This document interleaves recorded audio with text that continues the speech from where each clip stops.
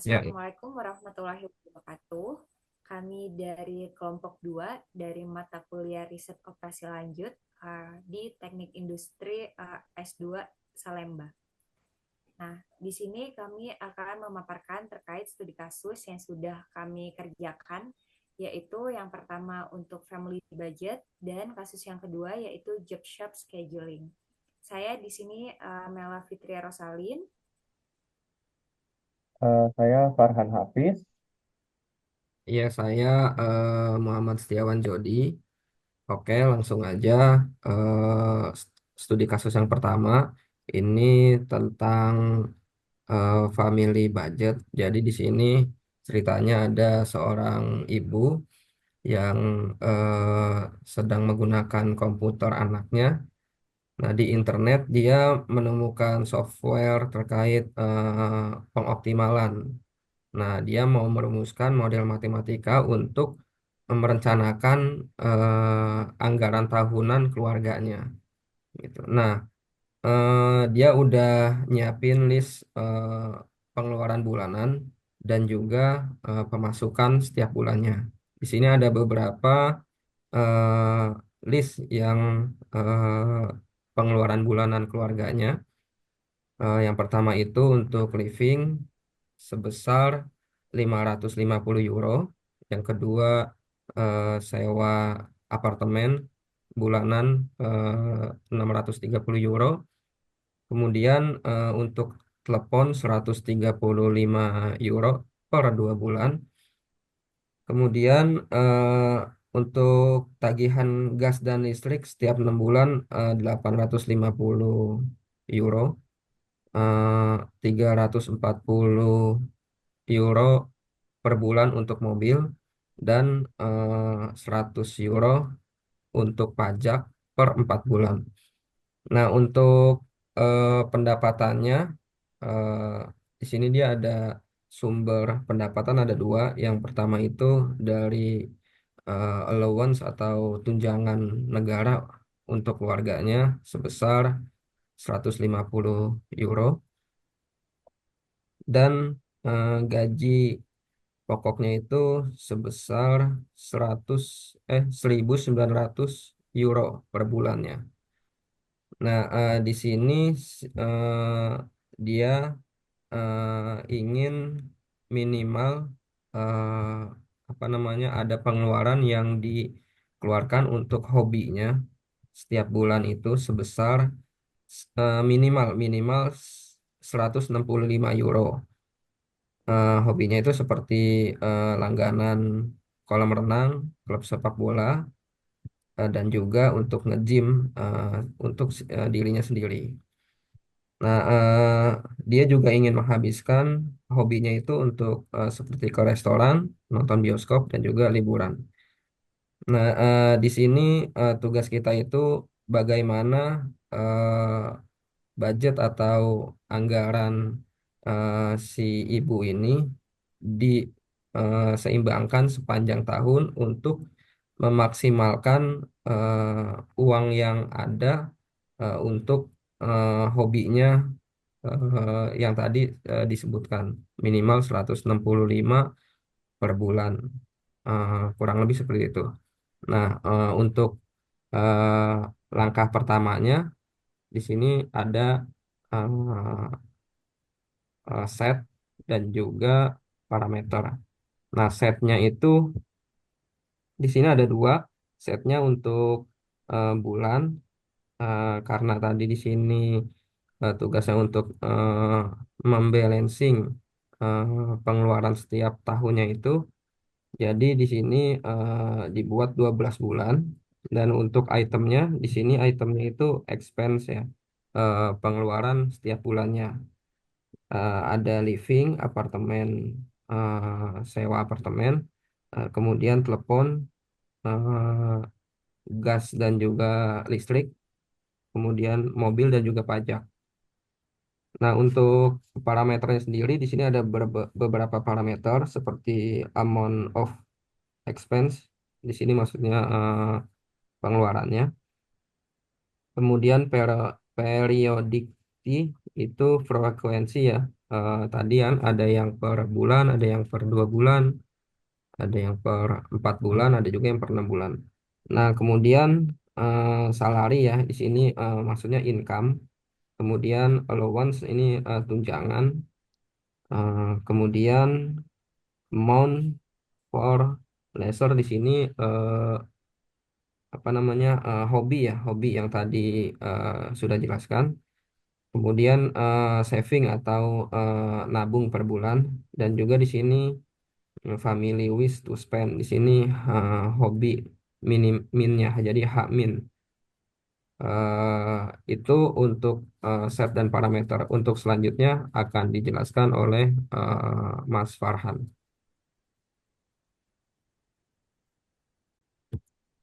Oke, terima kasih Mas Jody. Selanjutnya kita akan coba membahas untuk bagian decision variable atau variabel keputusan ya. Mulai dari yang pertama yang kita identifikasi yaitu untuk uh, decision variable yang kita terapkan di sini yaitu the amount of leisure for leisure gitu, khususnya untuk hobi. Jadi berapa banyak atau berapa besar budget yang kita perlu alokasikan untuk keperluan hobi dari keluarga ini, itu menjadi variabel keputusan yang utama. Kemudian dari situ akan berdampak kepada berapa besar saving yang harus disediakan atau dibudgetin gitu ya, pada masing-masing bulannya. Jadi untuk decision variable utamanya terdapat dua variabel tersebut. Dan decision variable ini eh, pecah, dapat kita jabarkan per masing-masing bulan dari bulan 1 hingga bulan 12. Kemudian kita masuk ke objective functionnya atau fungsi tujuan. Jadi fungsi tujuan di sini kita ingin memaksimumkan berapa biaya yang harus dikeluarkan untuk leisure atau hobi ini gitu ya. Mungkin tadi kalau misalnya kita ingat lagi, minimum spending untuk hobi itu kan 165 ya. Nah, tapi di sini keluarga ini ingin berusaha untuk pengeluaran untuk leisure itu bisa lebih besar dari itu, sehingga budgetnya itu dialokasikan melalui hobi ini. Dengan demikian objective function itu to maximize the total amount available for leisure in entire year gitu. Kemudian kita masuk kepada kendala. Di kendala yang pertama, eh, karena tadi sudah disebutkan ya untuk biaya yang harus dikeluarkan untuk hobi ini minimal sebesar 165 euro. Jadi eh, kendala yang pertama itu adalah besarnya hobi dalam setiap bulan itu, besarnya leisure yang dikeluarkan setiap bulan itu harus lebih besar dari sama dengan 165 atau yang kita sebut sebagai H-min gitu ya. Lalu selanjutnya untuk constraint yang kedua, kendala yang kedua itu berkaitan dengan saving. Jadi karena ini berupa saving gitu ya, jadi pasti harus non negatif atau nilainya itu harus lebih besar dari sama dengan nol. Lalu kita masuk kepada constraint yang ketiga. Jadi constraint yang ketiga ini itu yang akan nge-balancing out antara income dan expense-nya. Jadi di constraint ketiga ini jumlah expense di setiap bulan itu tidak boleh melebihi income setiap bulannya dan sebaliknya gitu ya. Eh, namun karena ada saving di situ, ada variable saving, sehingga untuk pengeluaran tiap bulan itu masih memungkinkan untuk lebih besar dari income selama saving di bulan sebelumnya itu bernilai tidak tidak nol gitu ya, atau punya saving dari bulan sebelumnya. Dengan demikian constraint yang ketiga ini untuk persamaan matematisnya adalah pengeluaran di bulan I ditambah dengan saving di bulan tersebut, ditambah dengan hobi atau leisure yang dikeluarkan di bulan tersebut, itu harus lebih kecil atau sama dengan income uh, dan allow ditambah dengan saving dari bulan sebelumnya. Kemudian kita masuk kepada constraint yang keempat, di mana constraint yang keempat ini yang menyatakan bahwa baik untuk hobi maupun saving itu merupakan bilangan bulat. bilangan bulat non negatif gitu ya. Jadi dia harus lebih besar dari sama dengan nol. Sehingga untuk formulasinya itu sudah lengkap dari situ ya. Mungkin kalau kita lihat dari awal, tadi untuk himpunannya sudah ada bulan dan items untuk pengeluaran, lalu parameternya bisa dilihat juga, bisa mulai dari living expense sampai dengan tax, itu untuk expense utamanya, dan untuk pemasukannya mulai dari income bulanan juga allowance gitu ya maksudnya. Eh, Kemudian untuk decision variabelnya bisa kita lihat juga ada hobi dan savings, dan untuk objective functionnya itu untuk memaksimumkan berapa banyak hobi yang akan dikeluarkan. Nah, mungkin untuk selanjutnya akan disampaikan oleh teman saya, Nela Fitri. Selanjutnya di sini kita akan memaparkan terkait bagaimana cara menyelesaikan kasus ini menggunakan Excel solver. Nah, di sini tadi sudah dijelaskan dengan Mas Yudi dan juga Farhan, di mana di sini kita akan menghitung dari total pemasukannya, yaitu kita menggunakan di sini formula penambahan income dan allowance-nya. Jadi pemasukan keluarga ini yaitu di 2.050 euro. Dan untuk pengeluarannya ini berbeda-beda setiap bulan sesuai dengan frekuensinya, sehingga kita menotalkan dari bulan satu menggunakan rumus if. Jadi ketika ada frekuensi yang dibayar setiap 2 bulan sekali, 6 bulan sekali, dan 4 bulan sekali, itu nanti bisa otomatis terjumlahkan untuk pengeluarannya. Jadi ini merupakan rumusnya menggunakan rumus if mode. Dan di sini bisa kita lihat total pengeluarannya itu yang paling besar yaitu di bulan ke-12, dan pengeluaran besar kedua itu di bulan 6 karena di sini pengeluarannya itu ada gas dan electricity sebesar 850 euro yang dibayar setiap 6 bulan sekali. Selanjutnya di sini untuk hobi. Hobi ini yang sudah dijelaskan sebelumnya merupakan variabel keputusan yang harus kita cari menggunakan Excel solver. Dan di sini ada saving. Saving ini kita peroleh dengan penambahan atas income dan allowance yang diperoleh dikurang dari total pengeluaran setiap bulan, lalu ditambahkan dengan remain saving di bulan sebelumnya. Jadi itu sisa dari bulan sebelumnya menjadi penambahan di bulan selanjutnya. Lalu selanjutnya di sini pun kami sudah membuatkan rumus juga karena untuk kasus ini kita harus membalansingkan terkait pengeluaran dan juga pemasukannya. Di sini untuk pengeluarannya harus tidak lebih besar daripada pemasukan.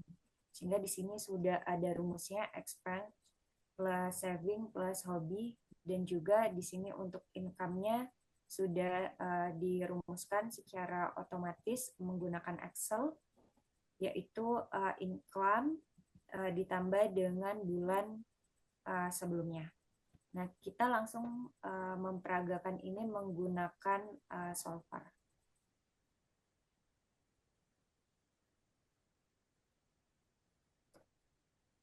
Di sini bisa kita lihat untuk objektif cell-nya.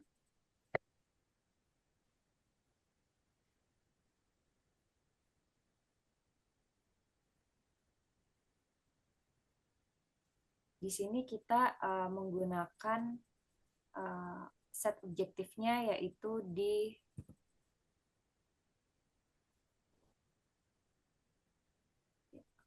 row objective function yang berwarna biru. Lalu kita karena tadi tujuannya untuk memaksimalkan sehingga kita pilih maksimal.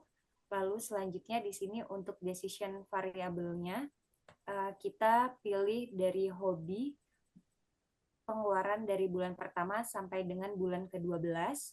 Lalu selanjutnya di sini untuk constraint-nya itu untuk total hobi dari bulan 1 sampai dengan bulan 12, setiap bulannya itu harus lebih besar atau sama dengan 165 euro.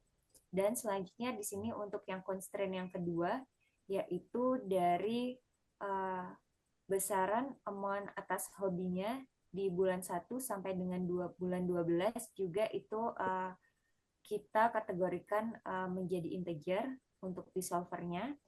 Dan juga di sini untuk hobinya sendiri ini ada batasan constraint-nya juga nilainya harus lebih besar atau sama dengan 0 karena ini merupakan pengeluaran yang harus dibayarkan. Jadi itu harus lebih besar atau sama dengan 0.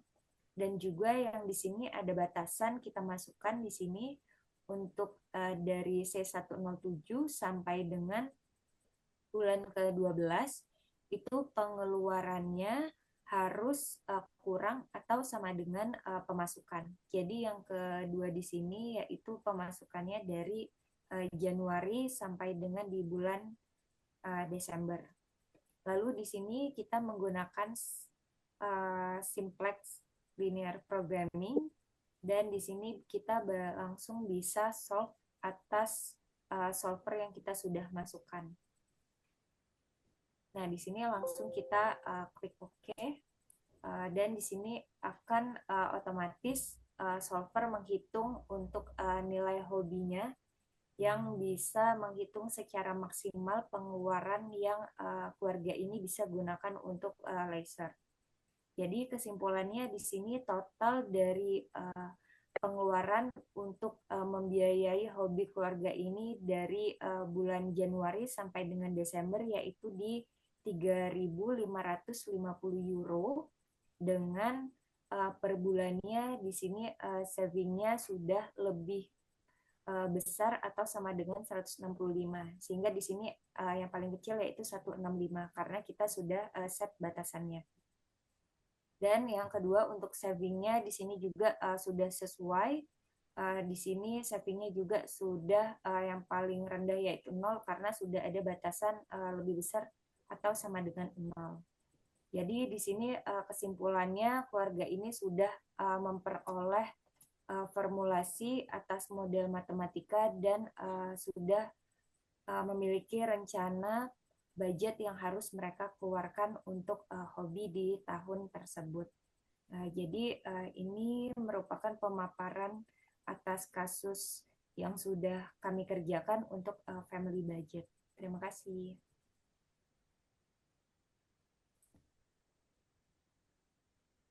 Oke, untuk studi kasus selanjutnya, di sini judul kasusnya itu job shop scheduling. Jadi di sini ceritanya sebuah perusahaan menerima menerima orderan 3 jenis wallpaper. Tiga jenis wallpaper. Paper yang pertama itu background biru dengan pola kuning. Yang kedua eh, background hijau, pola biru dan kuning. Nah, paper yang ketiga background kuning dengan pola biru dan hijau. Nah, ini setiap jenis paper ini diproduksi itu mulai dari gulungan kertas, kemudian melewati beberapa mesin. Nah, masing-masing mesin itu mencetak warna yang berbeda. Nah, kemudian urutan kertas yang melewati mesin itu tergantung pada desain kertasnya.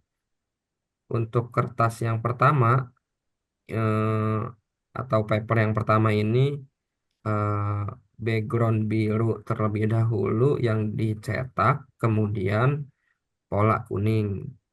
Nah, untuk paper yang kedua background hijau dulu yang dicetak, kemudian background biru, selanjutnya pola kuning.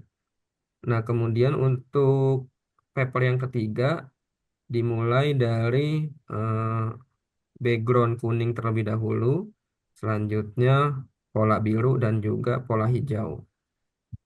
Nah, untuk proses tiap-tiap mesin itu eh, memiliki waktu yang berbeda-beda, tergantung permukaan kertas yang dicetaknya. Di sini waktunya eh, dalam bentuk menit untuk setiap warna dari ketiga jenis paper tersebut.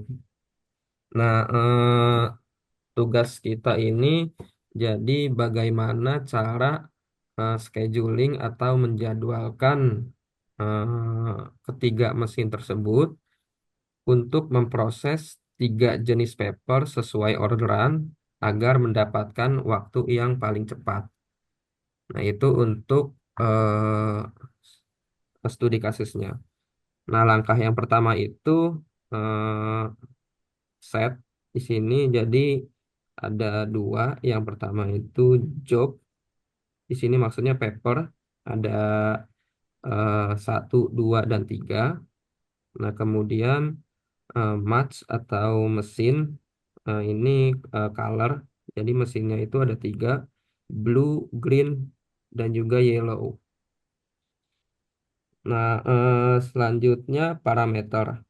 Parameter di sini durasi mesin untuk job itu dalam bentuk menit, kemudian menit untuk eh, total dari keseluruhan prosesnya. Nah, di sini tabelnya di sini ada tiga mesin. Nah, setiap mesin ini mengerjakan setiap paper itu dengan waktu yang berbeda-beda. Nah, contoh di sini mesin satu atau mesin blue mengerjakan paper satu itu dengan waktu 45 menit, untuk mengerjakan paper 2 20 menit, paper 3 12 menit. Nah, kemudian mesin yang kedua, mesin hijau itu karena nggak ada di paper satu jadi 0. Kemudian untuk mengerjakan paper 2 dia 10 menit dan paper 3-nya 17 menit. Kemudian mesin yang ketiga atau yellow, ya di sini mengerjakan paper satu 10 menit, paper 2 34 menit, dan paper 3 28 menit. Nah, sehingga totalnya itu secara keseluruhan itu sebesar 176 menit. Eh, untuk langkah selanjutnya akan dijelaskan oleh Mbak Mela Fitri Rosalin. Selanjutnya di sini kita akan menentukan untuk decision variabelnya. Nah, decision variable ini nantinya akan kita gunakan solver di Excel. Yang pertama untuk decision variable yang dihitung berdasarkan menit. Jadi untuk yang pertama itu menit keberapa paper harus dikerjakan untuk oleh mesin masing-masing mesin. Jadi misalnya untuk mesin 1 blue itu kapan harus dimulainya untuk mengerjakan paper 1. Lalu selanjutnya kapan harus di menit keberapa memulai untuk paper 2 dan di menit keberapa untuk mengerjakan di paper 3. Jadi di sini kita akan menentukan decision variable agar memperoleh waktu yang tercepat untuk menyelesaikan job.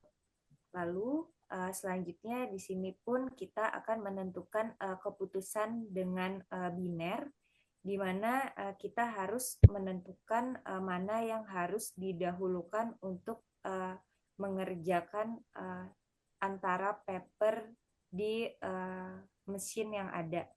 Jadi misalnya di mesin 1 itu harus memilih mana paper yang harus didahulukan. Apakah di paper 2 atau di paper 3? Paper 2 atau paper 3 yang harus dipilih oleh mesin 1. Lalu selanjutnya juga untuk mesin yang selanjutnya juga akan menentukan mana yang harus dipilih terlebih dahulu. Terus selanjutnya di sini untuk objective function.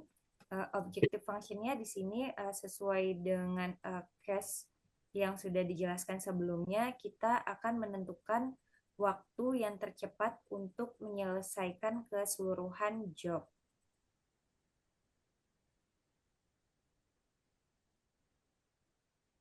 Nah, selanjutnya di sini di kasus ini kita memiliki beberapa constraint. Constraint yang pertama itu adalah kita akan melihat pengerjaan terakhir dari masing-masing mesin. Jadi misalnya untuk yang paper 1 itu akan pengerjaan terakhirnya yaitu di mesin 3. Lalu untuk paper 2 pengerjaan terakhirnya yaitu di mesin 3.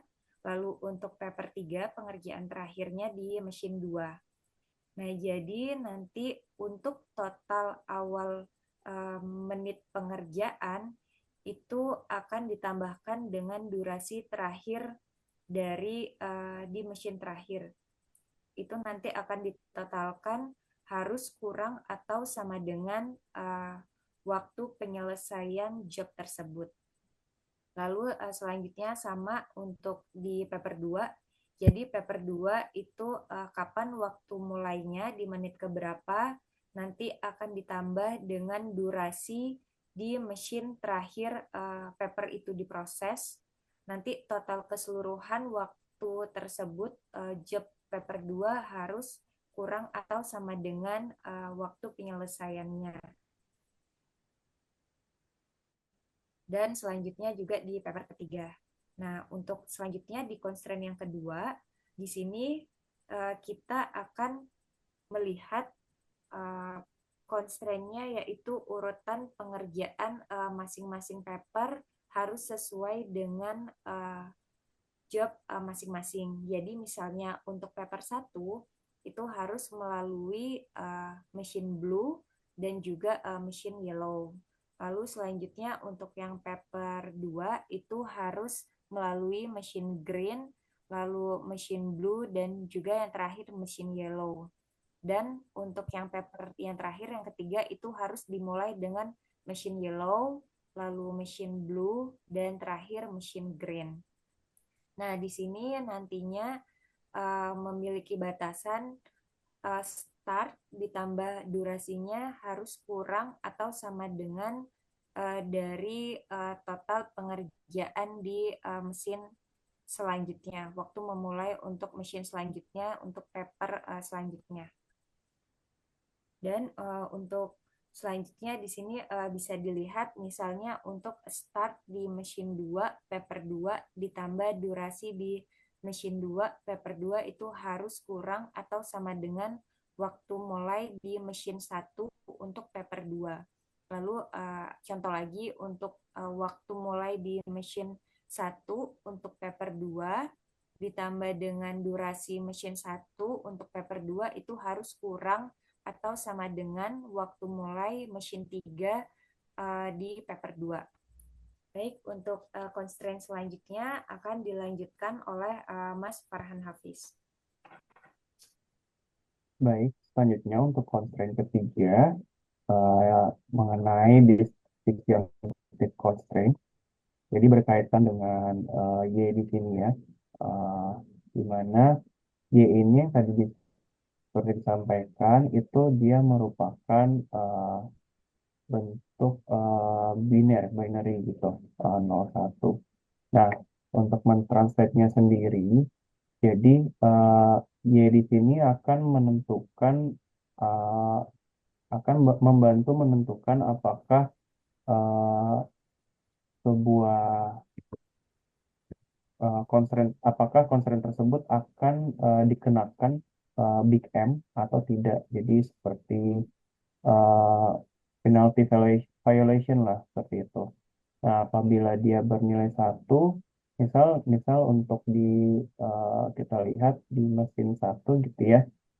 Di mesin 1 apabila mendahulukan paper 1, maka Y-nya akan bernilai 0 sorry, Y-nya di mesin satu bernilai 1 sehingga pengali dengan big M-nya itu menjadi 0 dan eh, apabila di mesin satu yang didahulukan adalah eh, job yang kedua, maka dia Y-nya akan bernilai 1. Jadi di sini bernilai biner dan dia akan mengisi sesuai dengan eh, preferensi mana job yang akan dilakukan. Misalnya di antara mesin, misal tadi ya di mesin satu, bila dia mendahulukan job satu, maka untuk job duanya dia akan terkena nilai big N ini.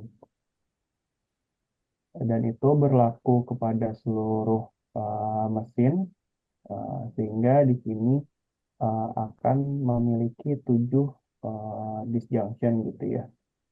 Karena catatannya adalah karena eh, paper satu itu tidak membutuhkan pekerjaan di mesin 2 sehingga kemungkinan di mesin 2 itu hanya ada dua kemungkinan, yaitu apakah paper 2 yang didahulukan atau paper 3 yang didahulukan.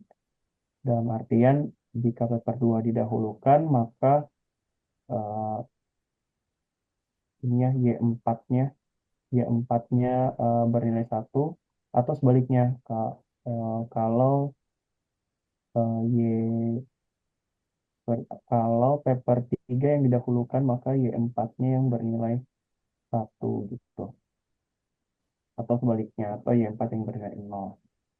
Nah, kemudian untuk constraint 4-nya ini berkaitan dengan boundaries. Jadi upper bound-nya itu atau batas atasnya itu yang 176 diusahakan, sehingga finish time-nya itu harus lebih kecil dari sama dengan upper bound-nya, atau finish time-nya itu harus kurang dari sama dengan 176. Kemudian untuk disjunction-nya untuk Y-nya itu bernilai binary, dan concern selanjutnya itu yang bersifat non-negatif seperti mesin dan jobnya itu, serta starting time-nya itu harus lebih besar dari sama dengan 0. Dengan demikian, apabila kita formulasikan untuk hasil dan kesimpulannya, di sini dapat kita translate sebagai berikut. Jadi yang pertama, untuk variabel keputusan yang kita tentukan itu adalah disjunction-nya dan juga start waktu mulai untuk mesin mengerjakan job-nya gitu ya. Itu untuk variabel keputusannya. Kemudian untuk kendala, kendala yang pertama tadi ya,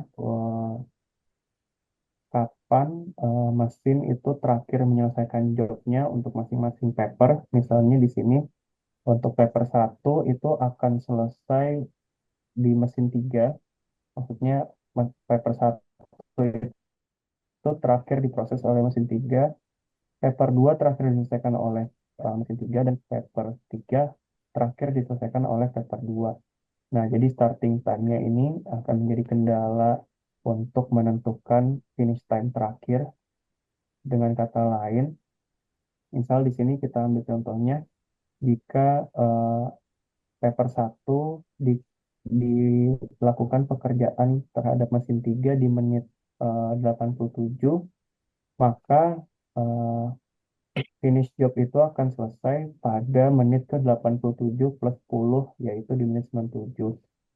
Lalu untuk paper 2, di sini artinya eh, jika paper 2 mulai dikerjakan oleh mesin 3 di menit ke 30, maka paper 2 ini akan selesai dikerjakan atau finish seluruh pekerjaannya pada menit ke 64.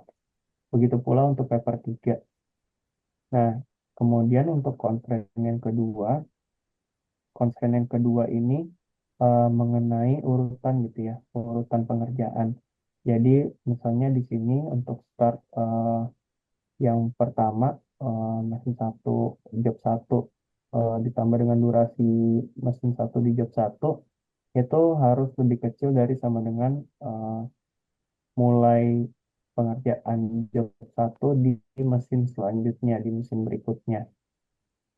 Kemudian untuk constraint yang selanjutnya itu yang mengenai disjunction tadi ya. Jadi penentuan apakah Y-nya itu bernilai satu atau tidak, atau bernilai nol.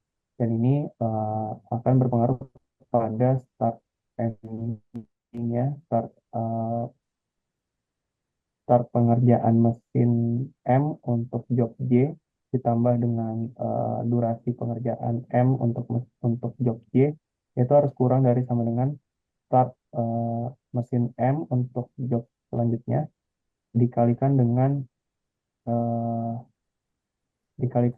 M M-nya ini rumusnya dikalikan dengan M-nya baru di sorry eh, untuk right hand side-nya berarti untuk start-nya dikalikan dengan eh, big values M ini dikali dengan YD-nya gitu. Nah, dengan demikian untuk penyelesaian solvernya sebagai berikut. Untuk objective function-nya di sini kita menggunakan nonlinear karena kita perlu mengambil nilai mana yang paling maksimum di antara eh, constraint yang pertama ya, yaitu menit keberapa masing-masing paper itu selesai dikerjakan. Dengan demikian, result yang dihasilkan itu adalah seluruh job dapat selesai pada menit ke-97 dengan konfigurasi atau waktu pengerjaannya per masing-masing paper adalah untuk mesin pertama itu mengerjakan paper satu pada menit 42, lalu mesin satu mengerjakan paper 2 itu di menit ke-10, mesin satu mengerjakan paper 3 itu di menit ke-30. Kemudian mesin 2 mengerjakan paper satu itu di menit ke-0, karena memang mesin 2 itu tidak mengerjakan paper satu ya. Lalu di sini terjadi secara simultan untuk mesin 2 mengerjakan paper 2 di menit ke-0 dan mesin 3 mengerjakan paper 3 itu di menit ke-0. Jadi dimulai secara simultan dan seterusnya. Namun pada akhirnya pintu function yang didapat itu secara total dibutuhkan waktu 97 menit untuk ketiga job ini bisa selesai dengan komplit terhadap masing-masing kebutuhannya. Dan ini sudah sesuai dengan yang ada di buku. Mungkin sekian untuk catatannya pada job shop scheduling. Uh, Catatannya lagi mungkin ini karena menggunakan nonlinear, jadi solvingnya, misal kita coba solve itu ya. Ini dia akan melakukan trial sampai dengan beberapa waktu. Mungkin bisa kita tunggu sebentar. Dan dia akan terus mencari possibilities yang paling baik untuk uh, problem set ini, ya. Dan nanti terakhir dia akan mengeluarkan nilai rekomendasinya. Ini software sudah selesai, bisa kita pencet OK. Dia memberi peringatan bahwa uh, solver found integer solution within tolerance gitu ya. Lalu kita pencet OK, nah dia mendapatkan hasil objective function sebesar 97 ini. Mungkin sekian.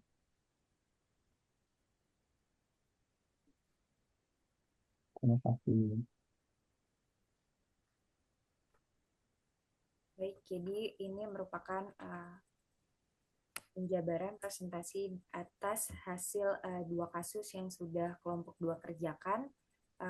Untuk kasus yang pertama, family budget, dan juga kasus yang kedua, job scheduling, dengan menggunakan Excel solver, hasilnya sudah sesuai dengan hasil di LP book, sesuai arahan metodologi yang ada di buku. Sekian dari presentasi kami. Kami ucapkan terima kasih. Terima kasih.